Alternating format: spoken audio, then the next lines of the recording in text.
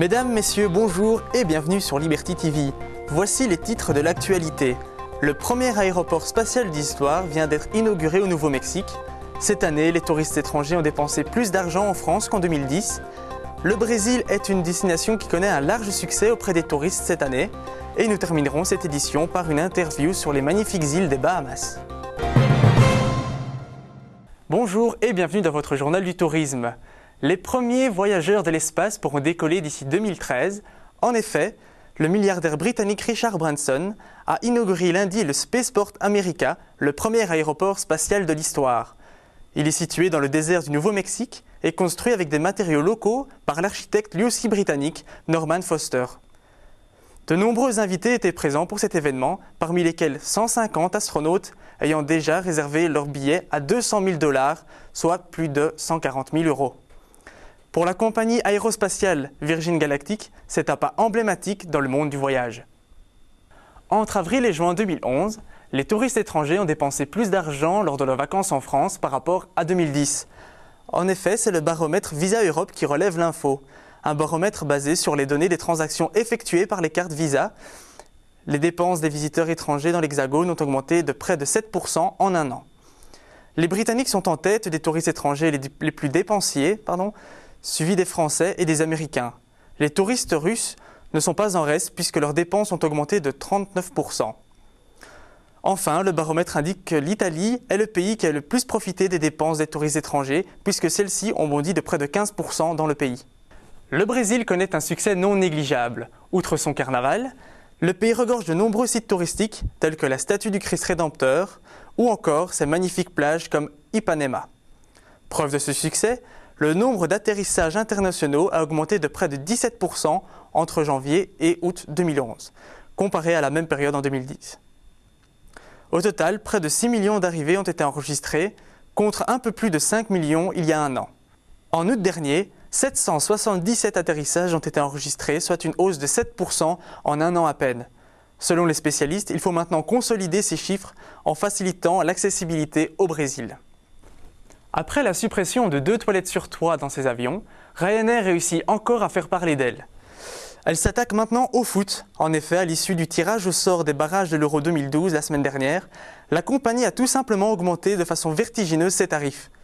L'équipe nationale irlandaise doit affronter l'Estonie le 11 novembre 2011 et les prix des vols à destination de Tallinn, la capitale estonienne, sont passés du simple au quadruple, c'est-à-dire de 73 à 278 €. Une pratique dénoncée et condamnée par John O'Mahony, figure politique du pays et adepte du football, puisque cette pratique ne vise que le portefeuille des supporters. Le patron de Ryanair a annoncé qu'un billet aller-retour spécial pourrait être mis en place pour cette journée. Info ou intox, réponse d'ici peu. Partons dès à présent pour le salon Topresa, où Valérie a été interviewée, le représentant des Bahamas. Bonjour, je suis avec Madame Malé Gauthier ici à Topresa. Alors, est-ce que 2011, fin 2011, 2012, c'est un bon moment pour partir aux Bahamas ? Toute l'année en fait, il n'y a pas vraiment de saison basse marquée, on peut y aller vraiment très facilement, que ce soit au printemps, l'été ou l'automne, et l'hiver bien entendu en tant que destination soleil. Vous allez avoir des journées courtes en hiver et longues en été parce que nous sommes loin de l'équateur, et l'archipel étant ceinturé par la 3e barrière de corail au monde, on peut y trouver un climat et une eau agréable toute l'année entre 24, 25 et 29 l'été. Alors, est-ce que vous avez l'impression que les gens ne connaissent pas vraiment les Bahamas, qu'ils ont peut-être une fausse idée ?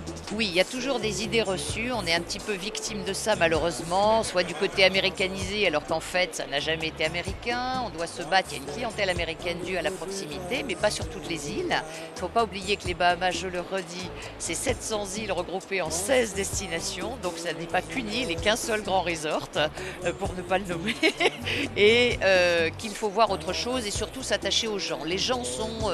les Bahaméens sont des gens absolument extraordinaires, extrêmement accueillants. Il n'y a aucun problème de sécurité et pas de barrière sociale entre les locaux et les touristes. Donc on échange continuellement quand on va et quand on effectue un voyage aux Bahamas. And one of the things that we're also promoting is our honeymoon and weddings. And the Bahamas is a lovely destination for that.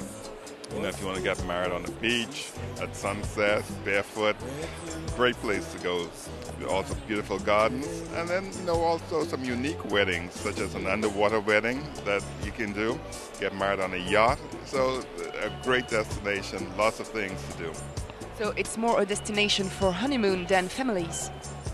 Not really, like I said before, because we've got the variety of the islands, there's something for everybody. We have the Atlantis Resort on Paradise Island, which is absolutely ideal for families. You know, the water theme parks, which the children very much enjoy. And there's also a nightclub dedicated only to teenagers. So, you know, sometimes teenagers can be a pain on holiday. You drop them off, it's perfectly supervised. So they do their own thing and the parents can go and have fun as well. C'est ici que se referme votre journal. Je vous remercie pour votre attention. L'information continue 24 heures sur 24 et 7 jours sur 7 sur notre site internet, le www.libertytv.com/tv. Et maintenant, je vous quitte sur de magnifiques images du Honduras. Belle évasion sur Liberty TV.